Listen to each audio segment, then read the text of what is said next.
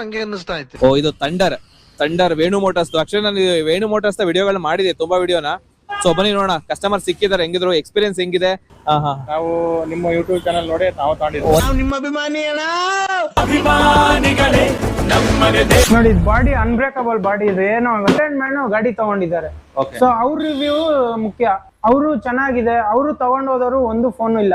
So problem ಬಂದೇನೆ phone ಬರೋದು customer ಇಂದ, ಅದು ಮೇಯ್ನು. ಓಕೆ. ಸೊ ನಾವೇ ಮಾಡ್ತಾ ಇದೀವಿ ಇವಾಗ ಕಸ್ಟಮರ್ಗೆ, ಸರ್ ಗಾಡಿ ಹೆಂಗಿದೆ ಸರ್, ಚೆನ್ನಾಗಿದ್ಯಾ ಏನು ಅಂತ.